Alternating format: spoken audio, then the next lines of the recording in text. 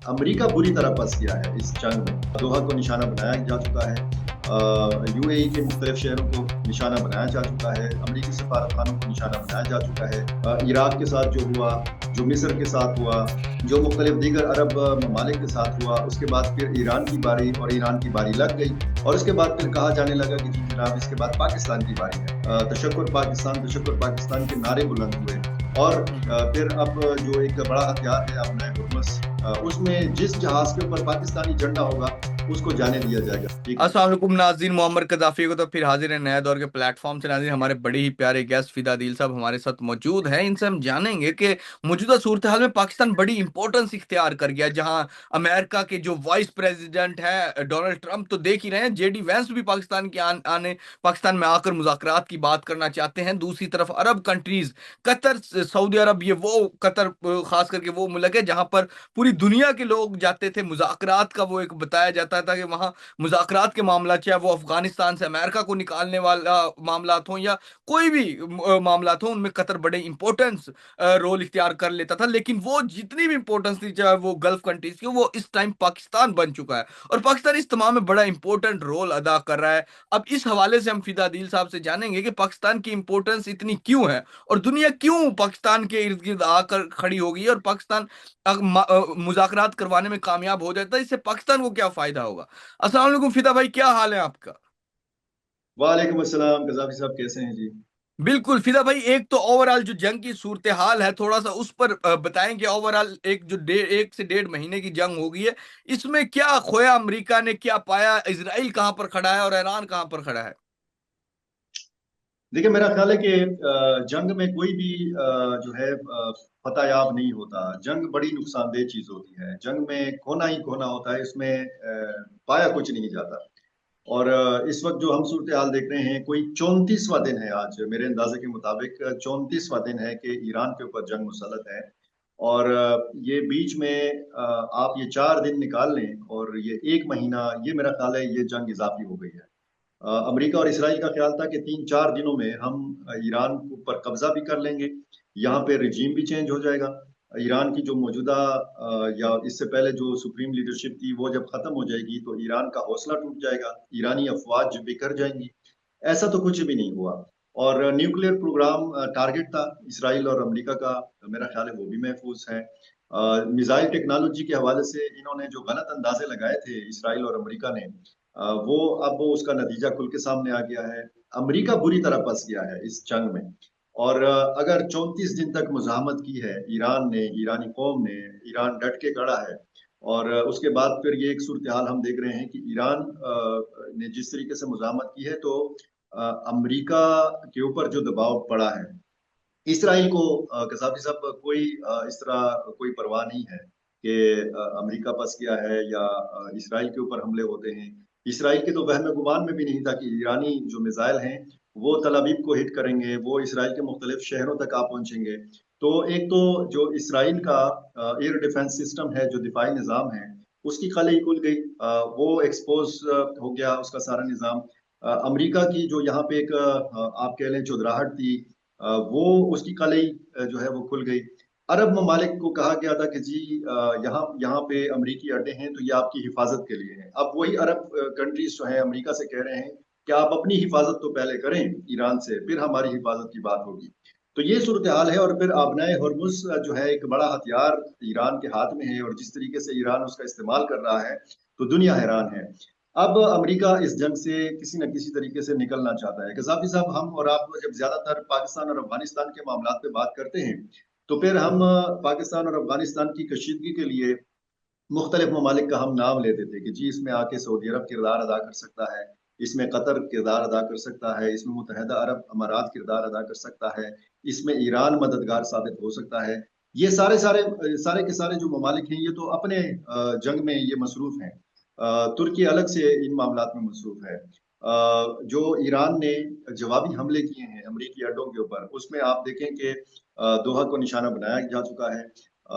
UAE के मुख्तलिफ शहरों को निशाना बनाया जा चुका है। अमरीकी सफारत खानों को निशाना बनाया जा चुका है। मिसाइल गए हैं इसराइल, सऊदी अरब की मुख्तलिफ इलाकों में। वो हिट कर चुके हैं। कुछ वाकयात ऐसे भी हुए हैं कजाफी साहब के, जिसके हवाले से ईरान ने ऐलान किया है कि ये हमने नहीं किए, ये इसराइल ने किए हैं। यानी लड़ाने की भी कोशिश की गई कि ईरान को किसी न किसी तरीके से, या अरब ममालिक को किसी न किसी तरीके से ईरान के मद्दे मुकाबले ला खड़ा किया जा सके और इस जंग को फैलाया जा सके। इसमें पाकिस्तान का एक बुनियादी किरदार है। अब जैसे मैंने पाकिस्तान और अफगानिस्तान की मिसाल दी है, अब अगर ईरान का मामला है, तो फिर वो कौन सा मुल्क हो सकता है कि जो इसमें मददगार साबित हो सकता है? तो दुनिया भी ये जानती है, अरब ममालिक को भी एतमाद है कि वो मुल्क जो है वो सिर्फ और सिर्फ पाकिस्तान हो सकता है। अब अच्छी बिल्कुल बात यह है कि इस मामले के जो दो बड़े फरीक हैं, एक है अमेरिका और एक है ईरान। तो इन दोनों फरीकैन ने पाकिस्तान के ऊपर एतमाद का इजहार किया है। लेकिन बीच में एक सवाल है, अगर ये मुज़ाकरात इस्लामाबाद में होते हैं, बिल्कुल। तो फिर इसमें इसराइल की गारंटी कौन लेगा? क्या अमेरिका इसराइल की गारंटी ले सकता है?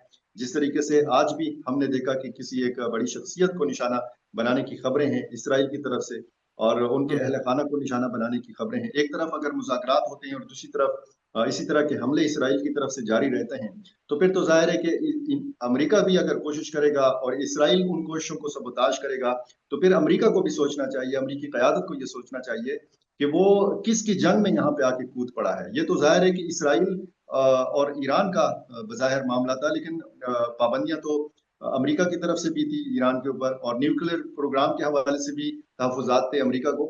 लेकिन अब ये देखने की चीज है कि पाकिस्तान ने इतना दूर बैठ के इसमें इतनी दिलचस्पी का इजहार क्यों किया है।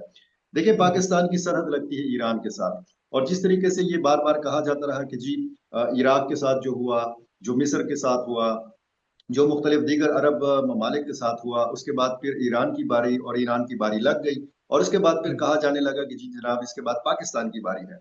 तो हम्म। पाकिस्तान ने अपनी सलामती के लिए भी अब जाहिर है कि इस जंग से पहले, ईरान की जंग से पहले, आपने देखा होगा कि पाकिस्तान की एक बैलेंस्ड खारजा पॉलिसी है, एक मुतवाजन हम्म। खारजा पॉलिसी है। एक तरफ चीन, दूसरी तरफ अमेरिका, एक तरफ सऊदी अरब, दूसरी तरफ ईरान। तो ये जो एक बैलेंस्ड खारजा पॉलिसी पाकिस्तान ने शुरू दिन से रखी है, उसका आज समर हमें इस शक्ल में देखने को मिल रहा है कि तमाम के तमाम, छोटे हों या बड़े प्लेयर्स हों, वो सारे के सारे एतमाद का इजहार कर रहे हैं पाकिस्तान की कोशिशों के ऊपर। रूस की तरफ से बयान आया है कि हम पाकिस्तान की अमन कोशिशों को सराहते हैं। बाकायदा हमें इस सारी कोशिशों में चीन की सपोर्ट हासिल है। आपको पता है कि फौरी तौर पर जब मिस्र, तुर्की और सऊदी अरब के वज़राए खारजा का इस्लामाबाद में इजलास हुआ था, नायब वज़ीर आज़म इसहाक डार की सदारत में, तो इस इजलास के फौरन बाद इसहाक डार चीन चले गए थे। चीनी हुकाम को भी उन्होंने ऑन बोर्ड लिया इस सारी सूरत हाल के हवाले से। चीन चाहता है कि इस खत्े में अमन हो, और चीन जाहिर है कि इस सारे मामले पर नजर भी रखे हुए है। रूस इस सारे मामले पर नजर रखे हुए है। अगर रूस और चीन बराह रास्त इस जंग में कूदते, तो जाहिर है कि आप फिर तीसरी जंग अजीम की जो बातें होती थी, वो फिर अमली शक्ल में आप देखते। मेरा ख्याल है कि अगर ये कोशिशें कामयाब हो जाती हैं, तो पाकिस्तान को बिल वास्ता और बिला वास्ता बहुत सारे फवायद हासिल होंगे। ईरान के ऊपर पाबंदियां जो थी, या पाकिस्तान और ईरान गैस पाइपलाइन मनसूबा, अगर ये छोटी सी मिसाल ले लें, तो बहुत सारी पाबंदियां अगर ईरान से उठेंगी, अगर ये मुआहदा होगा, अगर ईरान को यकीन दहानियां दी जाती हैं, और अगर ईरान यकीन दहानियां करा देता है और किसी मुआहदे पर इत्तेफाक हो जाता है, और वो इत्तेफाक होता है इस्लामाबाद में, तो आप पाकिस्तान को मजीद उठता हुआ देखेंगे। ये अलग बात है कि उस दिन इसहाक डार जो है वो फिसल कर गिर गिर गए थे, लेकिन ये मामूली मामूली बातें होती हैं। पाकिस्तान को अपने मुल्क को उठाने के लिए कभी कभार फिसलना भी पड़ता है, कजाफी साहब। बिल्कुल। अच्छा सर, इसको हम कैसे देखते हैं कि जो ईरान ने पाकिस्तान पर जो बड़ा एतमाद दिखाया है, और ईरान ने जो पाकिस्तान ने उनके साथ, अब जिस तरह उन्होंने पाकिस्तान के फ्लैग के साथ जो शिप्स थी, जो टैंकर्स थे ऑयल के, वो निकलने दिए हैं, ये कितना इंपॉर्टेंट इख्तियार कर जाती है, जहां जहां पाकिस्तान में अपने लोग कोई इधर वो अमेरिका के उनको जला रहे हैं, जो उनके यहाँ पर ऑफिसेज हैं, जहां पाकिस्तान की अवाम में बहुत सारे लोग जो इंतशार फैलाना चाहते हैं, वो मुख्तलिफ सियासी पार्टियों में मिलकर एक पाकिस्तान के अंदर उन्होंने वावेला किया हुआ है, एक प्रोपोगंडा मिचाया हुआ है। तो इस तमाम में ईरान इतना पाकिस्तान को जो सपोर्ट करता है, इब्न अपने हरमुज से एक ऑयल टैंकर, एक नहीं तकरीबन दसों ऑयल टैंकर निकालने की इजाजत देता है, तो ये कितना इंपॉर्टेंट है। देखिए कजाफी साहब, ये जो पाकिस्तान ने सऊदी अरब के साथ दिफाई मुआहदा किया था, और फिर सऊदी अरब के साथ भी बेहतरीन ताल्लुकात और ईरान के साथ भी बेहतरीन ताल्लुकात। और फिर बीच में जो कुछ गलतफहमियां थी ईरान और सऊदी अरब के बीच में, उन गलतफहमियों के खात्मे के लिए भी पाकिस्तान का एक किरदार रहा है। हम्म। तो ये मौजूदा जो सूरत हाल थी, जब ईरान के ऊपर हमला किया गया और ईरान ने जवाबी कार्रवाइयों का आगाज किया, जाहिर है कि इसराइल पे भी मिसाइल डाले और अरब कंट्रीज पे, जैसे मैंने कहा कि वहां पे भी मिसाइल डाले, तो पाकिस्तान एक बड़े इम्तिहान से दो चार हो गया था। और उस दिफाई मुआहदे के हवाले से भी एक बड़े इम्तिहान से दो चार हो गया था, कि जिसमें ये साफ अल्फाज में कहा गया था कि सऊदी अरब पर हमला पाकिस्तान पर हमला तस्वुर होगा, पाकिस्तान पर हमला सऊदी अरब के ऊपर हमला तस्वुर होगा। तो जब आप ये पॉलिसी देखते हैं और फिर आप ये देखें कि इसराइल और अमेरिका हमें, हम सबको मुसलमान मार रहा है। ये नहीं कि जी वो फलां शिया है और फलां सुन्नी है, हम सबको मुसलमान समझता है और हम सबको फिर इस वक्त इत्तेफाक और इत्तेहाद का मुजाहरा करना है। जिस तरीके से पिछले साल 12 रोजा जंग थी ईरान के ऊपर जो मुसल्लत की गई थी, जिसमें ईरान के जौहरी साइंसदानों को चुन चुन कर मारा गया था, और इससे पहले मुख्तलिफ आलमी जो जिहादी तंजीमें हैं उनके सरबराहान को तेहरान में निशाना बनाया गया। तो वहां पे जो पाकिस्तान का एक सिफारती किरदार था, फिर आपने देखा कि डोनाल्ड ट्रंप साहब ने एक लंच का एहतमाम किया फील्ड मार्शल आसिम मुनीर के एजाज में, जो वो कामयाब सिफारतकारी थी।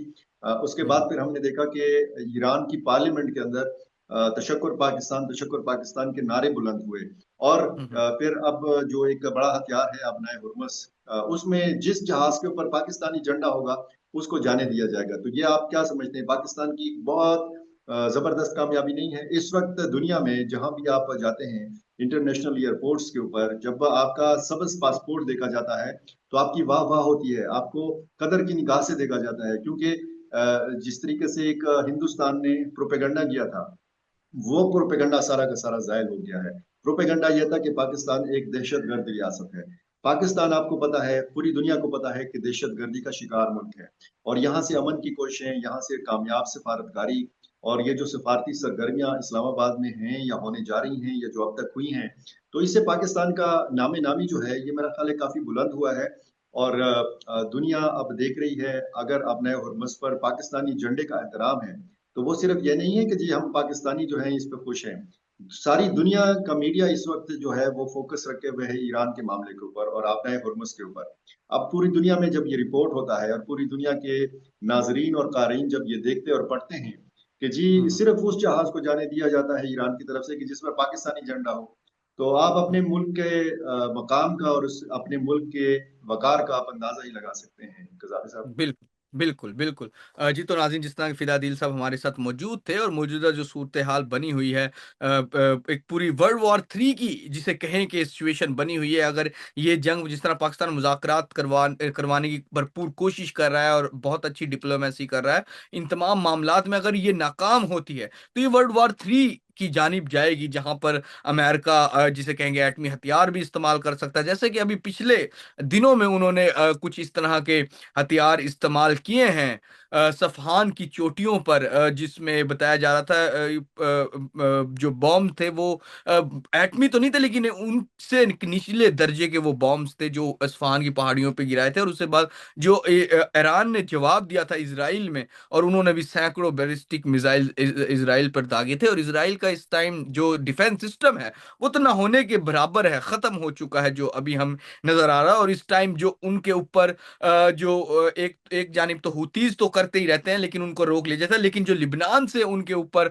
हमास की जानिब से जो मिसाइल या इस तरह के ये मिसाइल्स वगैरह फायर होते हैं, इससे बहुत बड़ा नुकसान हो रहा है इस टाइम। और तिल अवीव में लोगों की बहुत कम तादाद रह गई। बताया जाता है कि वहां से जहाज भर भर कर लोग चले गए हैं और वहां पर नेतन्याहू बहुत अरसे से मंजरे आम पर नहीं आए। और अब बताया, बहुत सारे ये भी कह रहे हैं कि शायद मरने की खबरें तो शायद सदाकत ना हो, लेकिन वो जख्मी हालत में कहीं पर मौजूद हैं। इस तरह की भी खबरें हमें इंटरनेशनल मीडिया और इस तरह के आउटलेट से हमें आती रहती हैं। लेकिन अब इस जंग के हवाले से जो पाकिस्तान का किरदार है वो बड़ा इंपॉर्टेंट है, और जहाँ मिडल ईस्ट के जितने भी कंट्रीज हैं वो पाकिस्तान की जानिब देख रहे हैं, और पाकिस्तान को एक अच्छी निगाह से पूरी दुनिया में देखा जा रहा है। और पाकिस्तान का जो कलीदी किरदार है है इस वर्ल्ड वार 3 को रुकवाने के लिए वो बड़ा इंपॉर्टेंट इख्तियार कर गया है, और जिसमें पाकिस्तान के अंदर हमारे प्राइम मिनिस्टर तो पेशे खिदमत हैं, लेकिन जो फील्ड मार्शल है उनका रोल बड़ा इंपॉर्टेंट है। तो इन तमाम चीज़ों के हवाले से मजीद भी अगर आप सुनना और देखना चाहते हैं तो नया दौर को सब्सक्राइब भी कर लें और इसको फॉलो भी कर लें। फिलहाल के लिए नाज़रीन, नया दौर से मोहम्मद कजाफी को और फिदा दिल को इजाज़त दीजिए। खुदा हाफिज।